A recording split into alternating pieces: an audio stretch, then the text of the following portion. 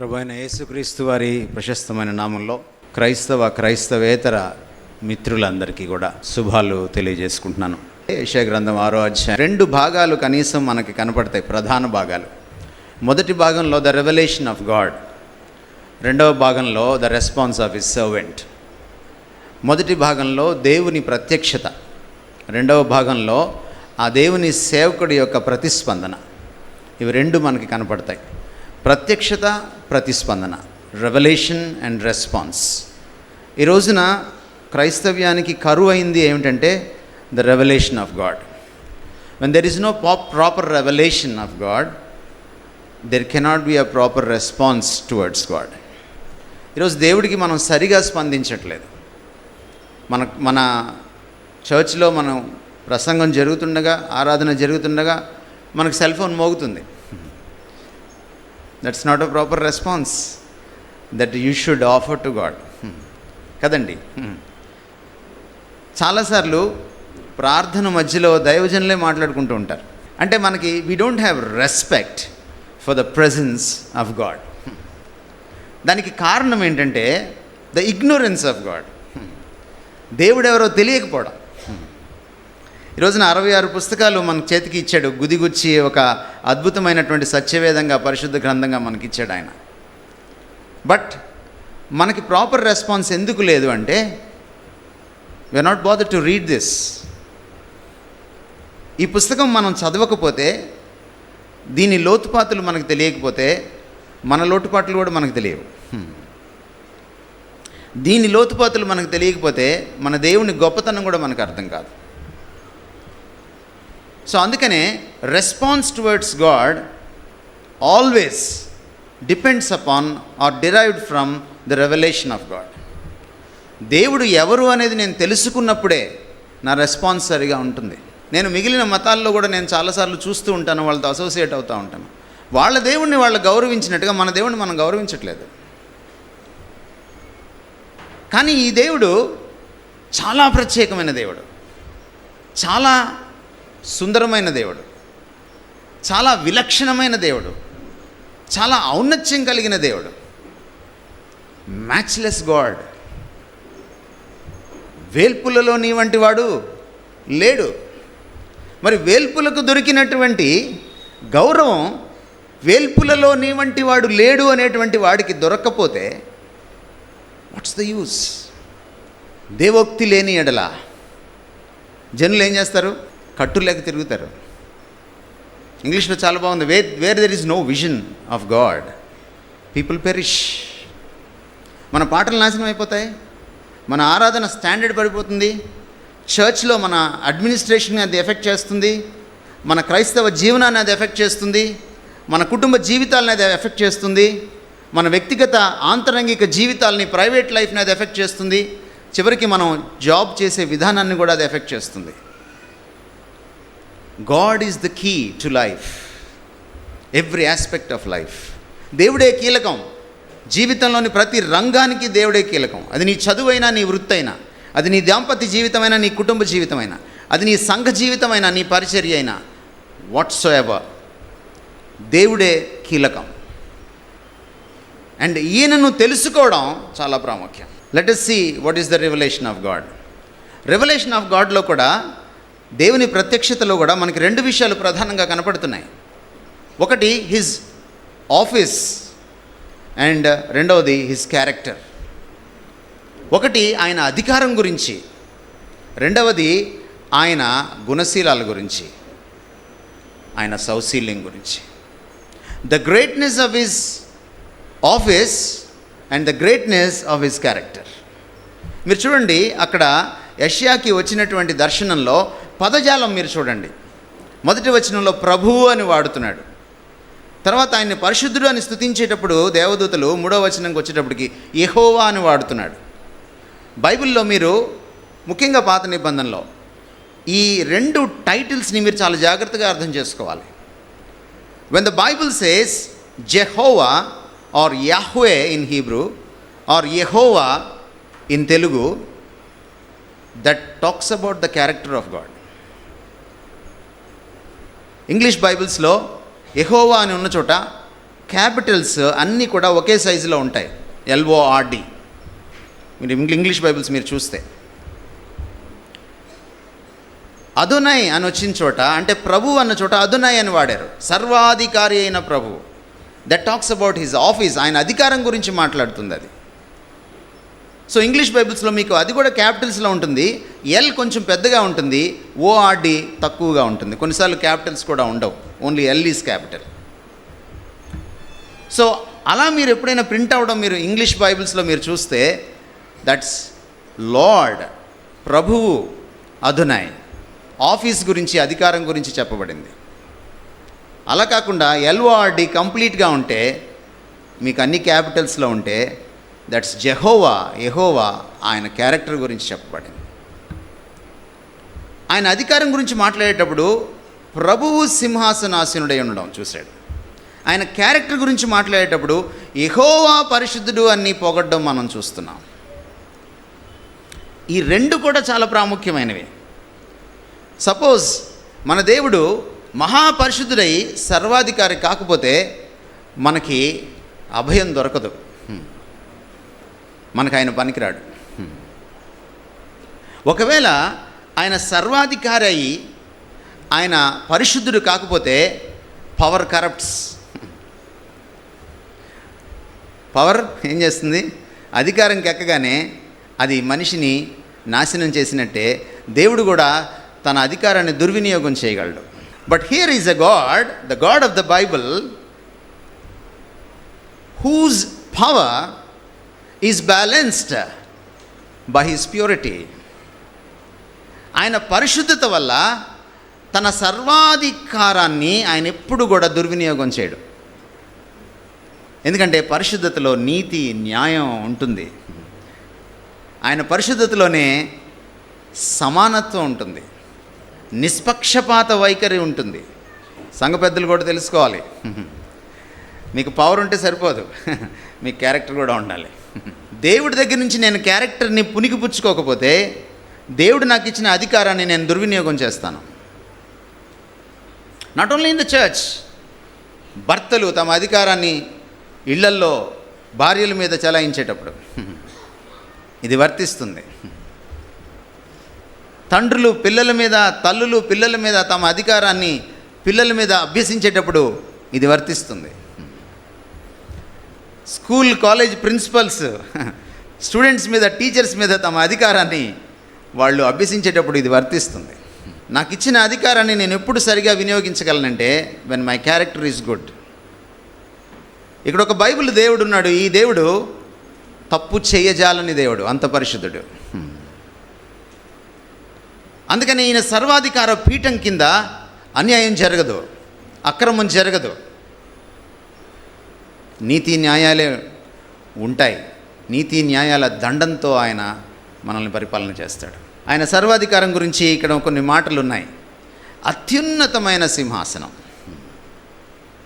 ఆయన సర్వాధికార పీఠం ఎలాంటిదంటే అన్ని సింహాసనాలకు పైనున్న పీఠం. మీరు రోమాపత్రిక 13వ అధ్యాయం చదివితే మొదటి 6 వచనాల్లో అద్భుతమైన మాటలు ఉన్నాయి. అధికారముల అన్నీ దేవుని వలననే కలిగినవి. Whether it is a chief minister or prime minister, whether it is Indian president or American president, నీకొక భర్త స్థానం, నీకొక తండ్రి స్థానం, నీకొక తల్లి స్థానం, నీకొక సంఘంలో ఒక కాపరి స్థానం, లేక ఒక పెద్ద స్థానం. ఎవ్రీ అధికారం దేవుడి దగ్గర నుంచే వస్తుంది. ఎందుకంటే ఆయన సింహాసనం అన్ని సింహాసనాల కంటే పైన ఉంటుంది. ఇక్కడ యెషయా చూస్తున్నాడు.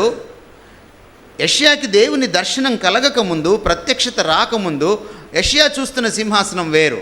రాజైన ఉజ్జియా మృతి చెందిన సంవత్సరంన ఖాళీ అయినటువంటి ఆ ఇశ్రాయేలీల సింహాసనాన్ని చూస్తున్నాడు. అతనికి అదే కనబడుతుంది. ఆయన సర్వాధికారి కాబట్టి సర్వవేళలా, సర్వ జీవితాల్లో, సర్వ స్థలాల్లో, సర్వ అవస్థల్లో సర్వము ఆయన చిత్తమే జరగాలి. మీరు పరలోక ప్రార్థనలు ఏం చెప్తారు?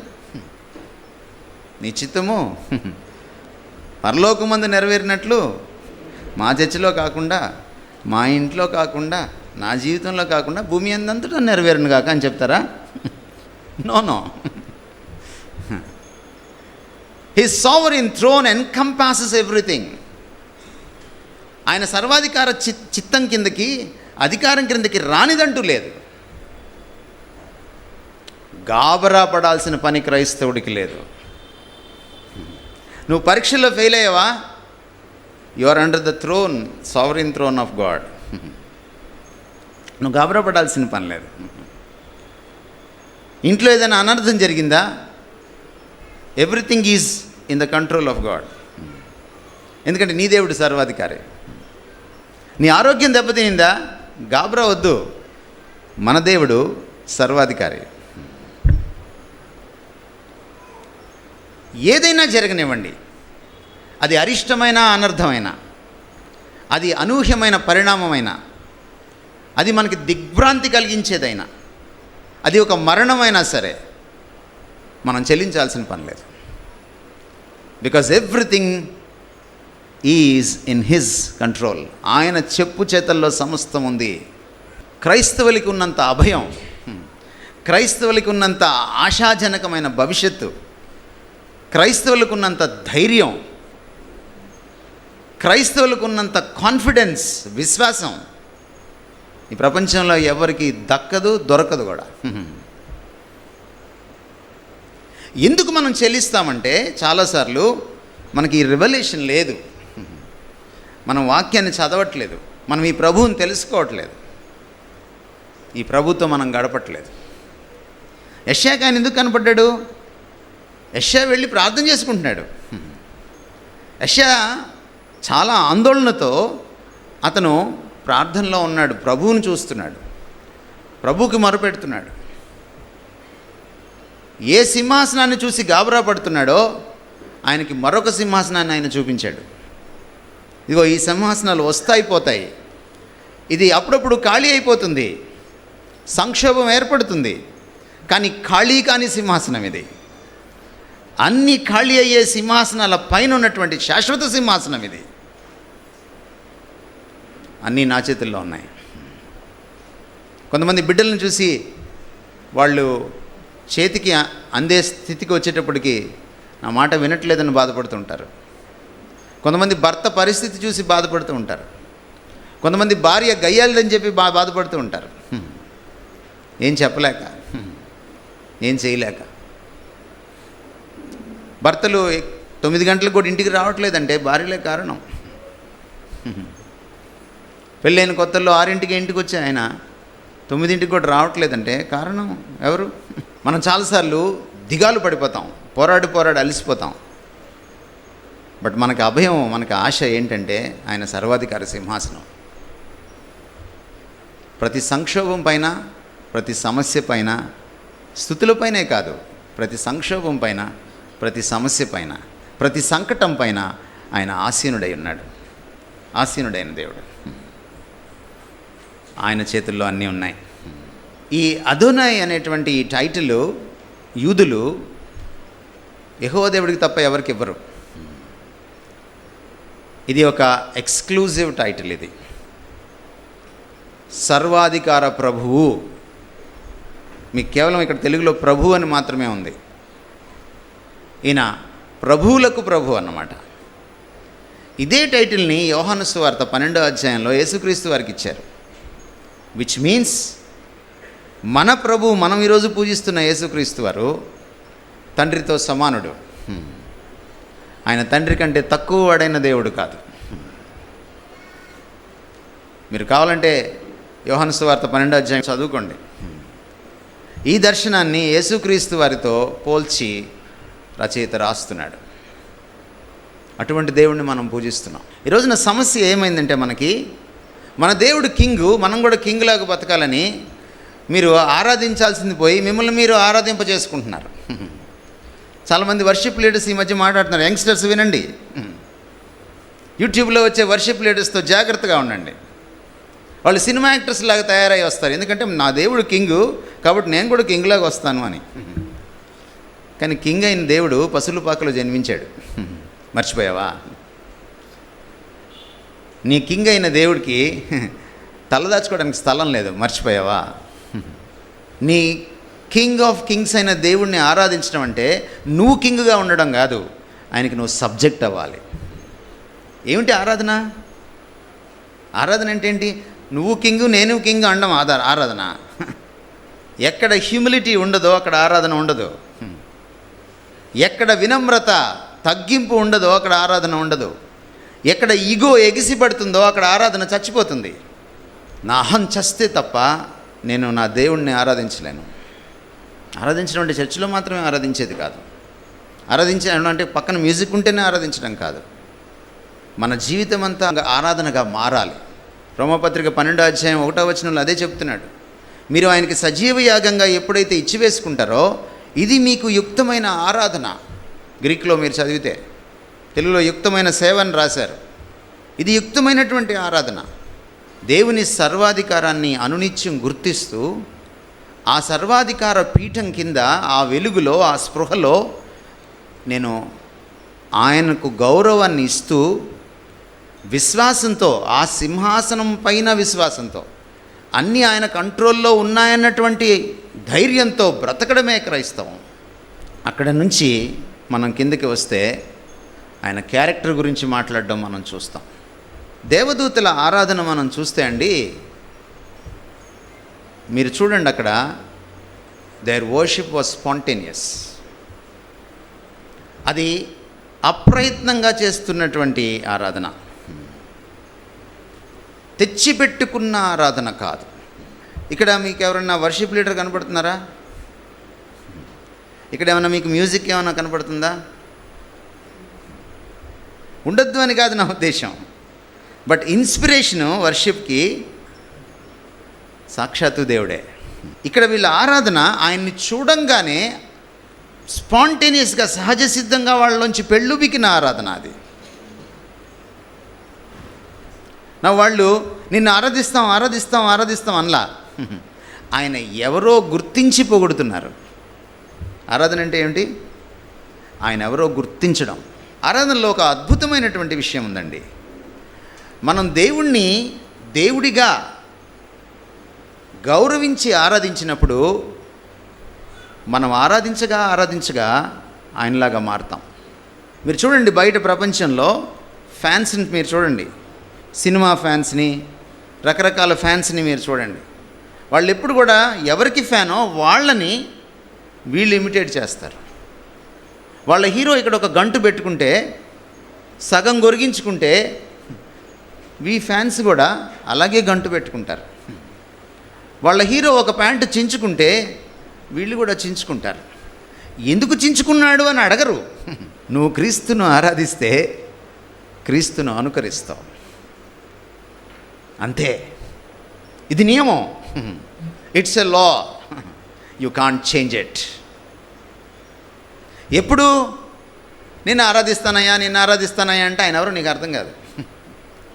ఆయన ఎవరో తెలుసుకొని, అనుభవించి, దానికి తగ్గట్టుగా ఆయన్ని గౌరవిస్తూ ఆరాధించిన నాడు ఆరాధనలో ఏమవుతుందంటే, ప్రభువుని తెలుసుకుంటూ వెళ్తాను, ముగ్ధుడినవుతాను, ప్రభుతో ప్రేమలో పడతాను, ప్రభుని పూజించకుండా ఉండలేను. The more I have the revolution of God, the more I have the respect for God. అది నన్ను మార్చేస్తుంది ఆయనలాగా. ఈరోజు కావాల్సింది ఏమిటంటే, మనకి పాటల ఆరాధన కాదు. ఈరోజు మనకు కావాల్సింది సంగీత ఆరాధన కాదు. ఈరోజు మనకు కావాల్సింది చప్పట్ల ఆరాధన కాదు. ఈరోజు మనకి డైర్ నీడ్ ఏంటంటే, the need of the hour ఏంటంటే, ఈ రోజున ప్రభువుని ఎరిగిన ఆరాధన, ప్రభువుని అనుభవించే ఆరాధన, ప్రభువుని ఉన్నదున్నట్టు తెలుసుకొని ఆయన ఔన్నత్యాన్ని కొనియాడే ఆరాధన. That worship is needed. మీకు సెల్ ఫోన్లో ఇలా తిప్పడానికి 1-2 గంటలు మీకు టైం దొరుకుతుంది. కానీ ఇప్పుడు పాటల పుస్తకాన్ని, పాత పాటల పుస్తకాన్ని పెట్టుకొని ఆరాధనా గీతాలని అనలైజ్ చేయడానికి మీకు టైం లేదు. I'm sorry for you. ఇలా తిప్పి తిప్పి తిప్పి తిప్పి మీరు చివరికి ఏం సాధిస్తారు? ప్రతి తిప్పుల్లో ఒక చెత్త 1, చెత్త 2, చెత్త 3, చివరికి బుర్రంతా చెత్త, బ్రతికే చెత్త. ఉత్తమమైన విషయాల్ని మనం వదిలేసాం. The tragedy of this generation is we have given the best possible time to the worst possible things, and we have only today the worst possible time for the best possible things. అత్యుత్తమమైన విషయాలకు మన దగ్గర సమయం లేదు. మనం అత్యంత నీచమైన చెత్తా చెదారానికి మన అత్యుత్తమైన విలువైన జీవితాన్ని తగలేస్తున్నాం. Because you don't know what is the best. Your Lord is the best. And when you know your Lord, you know what's best for you. యాకోబు పత్రిక 1:17 ఇలా రాయబడింది, ఆయన జ్యోతిర్మయుడగు తండ్రి, ఆయన వెలుగుల వెలుగైన తండ్రి, ఆయనలో చంచలత్వం, గమనాగమనం వలన కలిగే ఛాయలు నీడలు కూడా లేవు. ఆయన ఏదైనా ఇస్తే ద బెస్ట్ ఇస్తాడు, సంపూర్ణంగా ఇస్తాడు, శ్రేష్టంగా ఇస్తాడు. భూయిష్టత ఉండదు, లోపం ఉండదు ఆయన ఇచ్చే దాంట్లో. Because he is the best, his heart is the best and he made you the best. పాపం వచ్చి మనల్ని చెడగొట్టినప్పుడు మళ్ళీ క్రీస్తులో మనల్ని పునర్నిర్మించుకోవడానికి ఆయన సిలువలో he gave his best to make you the best. ఈ దేవుణ్ణి మనం తెలుసుకోకపోతే మనకి వాట్ ఈజ్ బెస్ట్ లైఫ్లో ఎలా అర్థమవుతుంది మనకి? The revelation of God, the revelation of God's character. ఇది చాలా ప్రాముఖ్యమైంది. ప్రభువుని ఎరగడం. ఆదివారం తప్ప మిగిలిన వారాల్లో నేను బైబిల్ చదవను అనే మహానుభావులు, మహాత్ములు చేతులెత్తగలరా? మీరు మంచి చేస్తుంటే ఎందుకు చేతులెత్తలేకపోతున్నారు? మీకు తెలుసు మీరు మంచి చేయట్లేదని. When you are ignorant of the scriptures, you are ignorant of Christ, you are ignorant of your great God. మీరు ఎప్పుడైతే వాక్యాన్ని మీరు నిర్లక్ష్యం చేస్తారో మీకు దేవుని గురించినటువంటి జ్ఞానం ఉండదు. వాక్య అజ్ఞానం దేవుని అజ్ఞానానికి దారితీస్తుంది. దైవ సంబంధమైన జ్ఞానం శూన్యంగా మారిపోతుంది. ఎప్పుడైతే దేవుడు అర్థం కాడో, సృష్టికర్త అర్థం కాడో, నాకు నేను అర్థం కాను, ఎందుకంటే ఆయన పోలికలో నన్ను చేసుకున్నాడు. ఎప్పుడైతే నాకు నేను అర్థం కానో నా జీవితం నాకు అర్థం కాదు, నా జీవన గమ్యం పరమార్థం నాకు అర్థం కాదు. మీరు 24 గంటలు డెస్టినీ డెస్టినీ డెస్టినీ అంటుంటారు. మీకు స్పెల్లింగ్ అయినా సరిగా వచ్చో లేదో నాకు తెలియదు. Can you write an essay on destiny? ఎన్ని పేజీలు రాయగలరు? Destiny is the end point of your life. నీ జీవన గమ్యం డెస్టినీ. దాన్ని నిర్ణయించేది ఎవరంటే ఆది నుంచి అంతం వరకు నీ దేవుడు. He called himself I am the Alpha and the Omega. నీ ఆరంభం ఆయనే, నీ అంతం ఆయనే. నిన్ను డిజైన్ చేసింది ఆయనే. నీ డిజైన్ ఏంటో నీకు తెలియకపోతే నీ డెస్టినీ నీకు ఎలా అర్థమవుతుంది? డెస్టినీ డిజైర్స్ని బట్టి ఉండదు, డిజైన్ని బట్టి ఉంటుంది. మీరు కీర్తన 139 చదివితే it is he who designed you in your mother's womb. నేను నీ తల్లి గర్భంలో రూపించినవాడు, నిర్మించినవాడు, చెక్కినవాడు, డిజైన్ చేసినవాడు ఆయనే. అందుకనే ఆయనే నీ డెస్టినీని నిర్ణయించగలడు, నిర్ధారించగలడు. Revolution of God is very important. ఆయన పరిశుద్ధత ఎలాంటిదంటే పాపులమైన మనం వెళ్ళలేకపోయిన పరిశుద్ధత కాదు. పాపంలో పడని పరిశుద్ధమైన దూతలు కూడా సమీపింపలేనటువంటి పరిశుద్ధత. అందుకనే వాళ్ళు చూడలేక రెక్కలతో కప్పుకుంటున్నారు, తాళలేక ఒళ్ళు కూడా కప్పుకుంటున్నారు. నా ఇలాంటి reverential fear, sense of fear మనకెందుకు లేదండి? మనకెందుకు మన దేవుడు అంటే చులకన? ఎందుకు మన దేవుణ్ణి మనం ఆషామాషిగా తీసుకుంటాం? ఎందుకు ఆయన సన్నిధిలో వనకడం మనకు రాదు? ఎందుకంటే ఆయన పరిశుద్ధత మనం ఇంకా అనుభవించలేదు. ఆయన పరిశుద్ధమైన ప్రకాశమానమైనటువంటి ఆ ప్రచన్నమైనటువంటి ఆ రూపాన్ని మనం ఇంకా చూడలేదు. ఎంత షాక్ కొడుతుందో మనలాంటి వాళ్ళకి రేపు అక్కడికి వెళ్ళిన తర్వాత. You will see the other side of God. ఈ రోజున కేవలం ఆయన్ని కరుణా సంపన్నుడుగానో, కరుణామయుడుగానో, దయామయుడుగానో మాత్రమే మీరు చూస్తున్నారు. But on the other side ఆయన ప్రచ్ఛన్నమైన దేవుడు, ఆయన పరిశుద్ధమైన దేవుడు. Can't you understand this God? When you understand, you fear him. ఆయన ఎవరో మనం తెలిసినప్పుడు, గుర్తించినప్పుడు మనం వణుకుతాం. ఒళ్ళు దగ్గర పెట్టుకొని, చర్చిలోనే కాదు, ఇంట్లోనూ బయట అన్ని చోట్ల ఒళ్ళు దగ్గర పెట్టుకొని జీవిస్తాం. మిగిలిన దేవుళ్ళు అలాంటి దేవుడు కాదు ఈయన. పాపాన్ని చూసి చూడనట్టు పోయే దేవుడు కాదు ఈయన. ఈరోజు నా మారు మనసు గురించి చెప్పడం మానేశారు బోధకులు. ఈరోజు పాపాన్ని ఖండించడం మానేశారు బోధకులు. ఎందుకంటే they are alien to this God. ఈ దేవుడికి వాళ్ళు చాలా దూరంగా జరిగిపోయారు. కృప కృప కృప. పరిశుద్ధత ఏది? ఆరాధనలో పరిశుద్ధత ఏది? కృపేనా? పరిశుద్ధత ఏది? 100 పాటలు రాస్తే 80 పాటలు కృపే. 100 పాటలు రాస్తే 99 పాటల్లో పాపం అనే మాట లేదు. యెషయాని చూడండి, యెషయా రెస్పాన్స్ చూడండి. అప్పటికే యెషయా ప్రవక్త, ఇది 6వ అధ్యాయం, 1వ అధ్యాయం కాదు. కానీ ఫర్ ద ఫస్ట్ టైం యెషయా అర్థమయ్యాడు. అయ్యో, పాత నిబంధనలో ప్రవక్తలు అయ్యో అని ఎప్పుడు అంటారంటే, అవతల వాళ్ళని చూసి అరే దేవుడు నీ మీదకి శిక్ష తీసుకురాబోతున్నాడు, మాట వినకపోతే అయ్యో నాశనం అయిపోతావురా అని పాత నిబంధన ప్రవక్తలు ఎప్పుడు కూడా అయ్యో అని అవతల వాళ్ళని చూసి అంటారు. ఇక్కడ ఒకే ఒక ప్రవక్త తను తాను చూసుకొని అయ్యో అంటున్నాడు. Woe unto me. Every time they say woe unto you, but this time in the presence, in the holy presence of God, this prophet is telling woe unto me. అయ్యో నాకు శ్రమ. ఎందుకంటే నేను అదోనైని చూశాను, రాజుని చూశాను, యెహోవాని కూడా చూశాను, యెహోవాని కూడా చూశాను. నేను రాజును చూశాను, యెహోవాను చూశాను, ఇక నేను బ్రతకను. That's a proper response. ఇంకో మాట అంటున్నాడు, నేను నశించి తిని, అయిపోయిందిరా నా పని. మన తెలుగు భాషలో చెప్పాలంటే, మోడర్న్ భాషలో నా పని అయిపోయిందిరా. ఆ బెదురు ఆటోమేటిక్గా వస్తుంది పరిశుద్ధుడిని చూసినప్పుడు. ఆ బెదురు నీకు లేదంటే అయితే పాపంతో నువ్వు మొద్దుబారిపోయి ఉంటావు, లేకపోతే నీకు పూర్తిగా అపరిచితుడై ఉంటాడు ఈ దేవుడు. ఎప్పుడైతే ఈ దేవుణ్ణి మనం తెలుసుకుంటామోనండి, అప్పుడే మన యొక్క నీచత్వం మనకు అర్థమవుతుంది. ఆయన ఎంత పరమ పవిత్రుడో మనం అంత పరమ నీచులం. అప్పుడు దాకా తాను అపవిత్రమైన పెదవులు కలిగిన వాడని యెషయాకి అర్థం కాలేదు. పరిశుద్ధుడిని చూసిన తర్వాతే అర్థమైంది.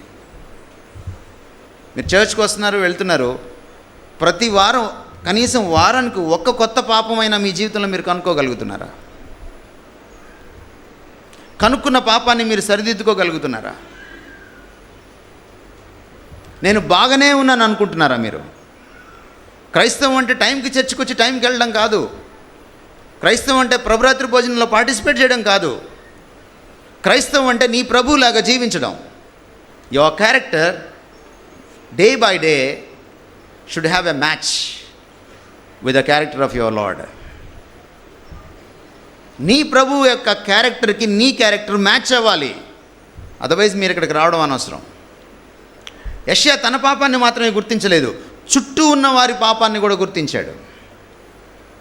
తన జనుల పాపాన్ని కూడా గుర్తించాడు, తన జాతి పాపాన్ని కూడా గుర్తించాడు. ఈరోజు యూట్యూబ్లో తిరిగేస్తూ ఉంటే, షార్ట్స్ తిరిగేస్తూ ఉంటే, రీల్స్ తిరిగేస్తూ ఉంటే మీకు పాపయుక్తమైన ఏం కనపట్లేదా? గుర్తించగలుగుతున్నారా? హాయిగా చూసేస్తున్నారా? హాయిగా చూస్తున్నారంటే మీకు ఈ దేవుడు తెలియదని అర్థం. A Christian who encounters his God will be discomfortable in this world. తన దేవుణ్ణి ప్రతిరోజు తెలుసుకుంటూ ఎదుర్కొంటూ ఉన్నటువంటి క్రైస్తవుడు ఈ లోకంలో హాయిగా జీవించలేడు. చాలా ఇబ్బందిగా ఉంటుంది అతనికి. పాపపంకిలమైన లోకం ఇది. పాకెట్లోంచి తీసి దీన్ని ఓపెన్ చేస్తే 90% పాపపంకిలమైన లోకమే మీకు కనపడుతుంది.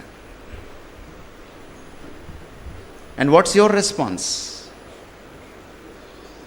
ఈ ప్రభువు పాపాన్ని అసహించుకునే దేవుడు. మీకు ఎప్పుడైనా అనిపించిందా, చీ ఏమిటి ఇలా ఉంది, ఈ రీల్ ఇలా ఉంది అని మీకు ఎప్పుడైనా అనిపించిందా? ఈ సినిమా పాట ఇలా ఉంది ఏంటి, ఈ బ్యాక్గ్రౌండ్ మ్యూజిక్ ఇలా ఉందేమిటి, మీకు ఎప్పుడైనా అనిపించిందా? ఒకవేళ మీకు అనిపించకపోతే మీరు చాలా ట్రాజడీలో ఉన్నట్టు లెక్క. మన దేవుడు పరిశుద్ధుడు. ఆయన పరిశుద్ధత ఎలాంటిదంటే మనం ప్రభావితం కాకుండా ఉండలేము. ఒకసారి ఆయన పరిశుద్ధత చూసిన తర్వాత అపరాధ భావన మనల్ని పట్టి పీడిస్తుంది. You will be indulged in the sense of guilt.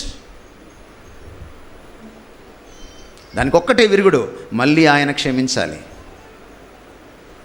ఆ శరపుల్లో ఒకటి వచ్చి అతని పెదాలకి ఆ కొరివిని బలిపీఠం మీద నుంచి తీసుకొచ్చి ఆనించిన తర్వాతనే అతని సెన్స్ ఆఫ్ గిల్ట్ పోయింది, అతని అపరాధ భావం పోయింది. ఆ అపరాధ భావం స్థానంలో నేను పని చేస్తాను కాన్ఫిడెన్స్ వచ్చింది, ఆత్మవిశ్వాసం వచ్చింది. ఎంతమంది రోజు ఈ అపరాధ భావన మీకుంది? ప్రభువుకి దగ్గరగా జరిగే కొద్దీ ఈ సెన్స్ ఆఫ్ గిల్ట్ మీకు కలుగుతుంది. మీరు పాపాన్ని మీ జీవితాల్లో గుర్తించగలుగుతున్నారు. ఎంతమంది ప్రతిరోజు మీరు ఈ ప్రభు దగ్గరికి జరుగుతూ రోజుకొక కొత్త పాపాన్ని గుర్తించి కడుక్కోగలుగుతున్నారు? మీ ఆత్మవిమర్శకే వదిలేస్తున్నాను నేను.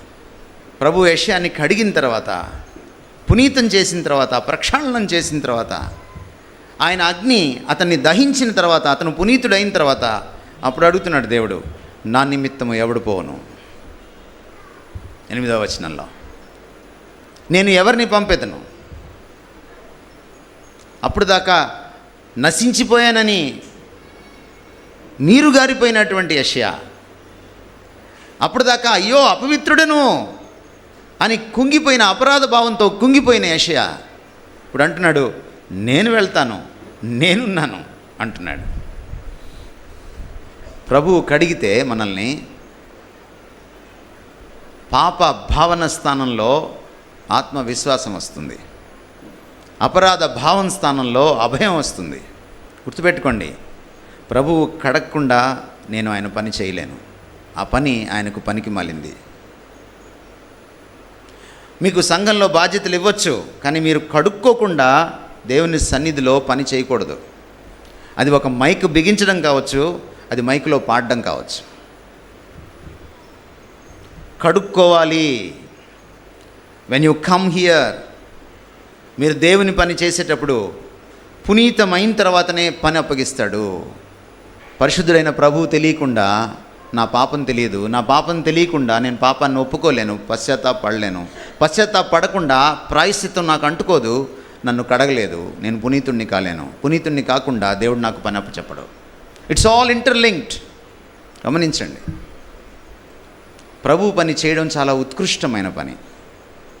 ఈ ప్రపంచంలో ఏ ఐఏఎస్ ఆఫీసర్కి, ఏ పోలీస్ ఆఫీసర్కి, లేకపోతే ఏ ముఖ్యమంత్రికి, ప్రధానమంత్రికి కూడా దొరకనంత ఉత్కృష్టమైనటువంటి పని ఇది, ప్రభు పని చేయడం. అందుకని ఈ పనిని చాలా సచ్చీలంగా చేయాలి, పవిత్రంగా చేయాలి. మనం యూట్యూబ్లో మాట్లాడినా ఎడాపెడా మాట్లాడకూడదు, ఒళ్ళు దగ్గర పెట్టుకొని మాట్లాడాలి. ఎందుకంటే ఇది ప్రభు పని.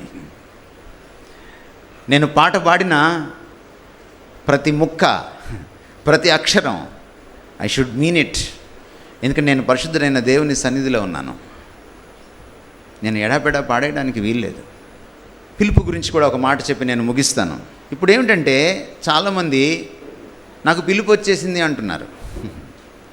ప్రభు తెలియకుండా పిలుపు ఎలా తెలుస్తుంది?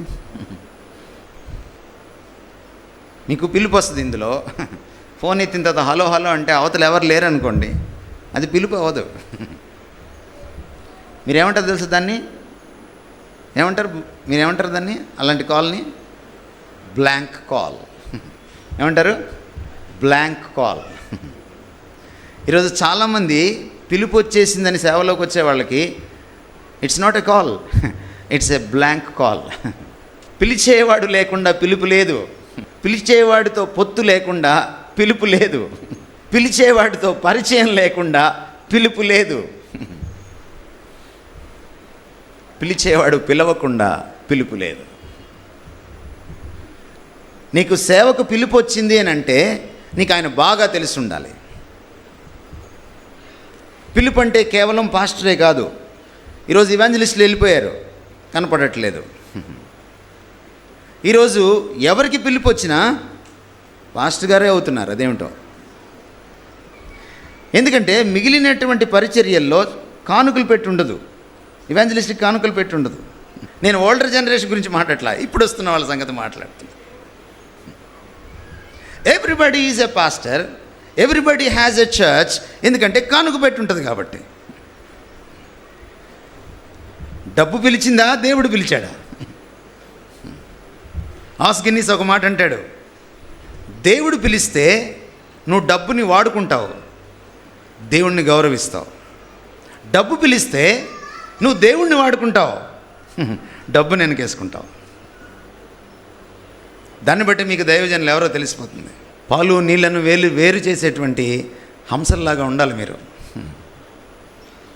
మీకు తెలియాలి. You must know what is black and what is white, because today everything is a grey. ప్రతిదీ బూడిద కలర్లో ఉంది ఈ రోజున. ఏది నలుపో ఏది తెలుపో తెలియట్లేదు. రెండు కలిపితే ఏమవుతుంది? బూడిద కలర్ అవుతుంది. అందుకే బ్రతుకు కూడా బూడిదలాగా మారిపోయింది క్రైస్తవ జీవితం కూడా. పిలిచినవాడుతో పొత్తు ఉండాలి, పరిచయం ఉండాలి, సంబంధం ఉండాలి. అప్పుడే నీ పిలుపు నీకు అర్థమవుతుంది. పిలుపు స్పష్టంగా ఉంటుంది.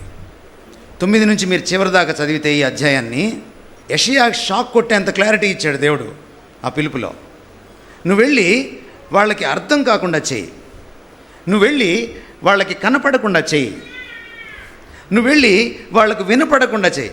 ఇదేం సేవ ప్రభువా, ఎంతకాలం ఈ సేవ అన్నాడు. What a clarity. ఇశ్రాయేలీలు నాకు మాటి మాటికి అవిధేయత చూపించారు కాబట్టి నీకు అప్పగిస్తున్నటువంటి పెక్యూలియర్ సేవ ఇదే. సేవకు పిలిచాడని అనకండి.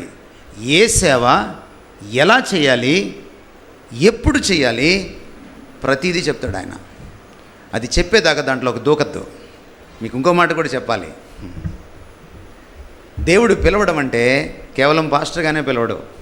నిన్ను ఒక ప్రొఫెసర్గా కూడా పిలవచ్చు, నిన్ను ఒక డాక్టర్గా కూడా పిలవచ్చు, నిన్ను ఒక ఇంజనీర్గా కూడా పిలవచ్చు, నిన్ను ఒక తహసీల్దార్గా కూడా పిలవచ్చు, నిన్ను ఒక టీచర్గా కూడా పిలవచ్చు, నిన్ను ఒక క్లర్క్గా కూడా పిలవచ్చు. ఈ చర్చ్ని స్థాపించిన మిషనరీస్ తెలుసా మీకు? ఏమండి తెలుసా? మిషనరీస్ ఉన్నారా దీని వెనక?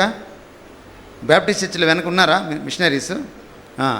మిషనరీస్ ఈ దేశంలో ఉన్న కాలంలో బయట సెక్యులర్ టైటిల్స్కి పక్కన విశేషణం పెట్టేవాళ్ళు. Missionary, doctor. విన్నారా ఎప్పుడైనా మీరు? Missionary, nurse. ఎందుకు? అది వాళ్ళ పిలుపు. నువ్వు బయట ప్రపంచంలో పనిచేయడం కూడా దేవుడి పిలుపు. గమనించండి. మీరు కావాలంటే రోమాపత్రిక 13వ అధ్యాయం 1 నుంచి 6 వచనాలు చదవండి. లౌకిక ప్రపంచంలో పనిచేసేటువంటి అధికారులని పౌలు ఏమంటున్నాడంటే, మీరు 6 వచనాలు రోమాపత్రిక 13వ అధ్యాయం చదివితే దేవుని సేవకులు, పరిచారకులు అంటున్నాడు. ఎవరిని? ఇక్కడ ఉన్నటువంటి వాళ్ళని కాదు, చర్చిలో ఉన్నటువంటి వాళ్ళని కాదు, బయట ఉన్న వాళ్ళని. ఇంకా ఏమంటున్నాడు తెలుసా? 3 సార్లు దేవుని పరిచారకులు, సేవకులను పిలిచిన తర్వాత ఒక సందర్భంలో ఏమంటున్నాడంటే అదే వచనాల్లో వాళ్ళు పూర్తికాల దేవుని సేవకులు అన్నాడు. ఫుల్ టైమ్ గాడ్ సర్వెంట్స్ అంటున్నాడు.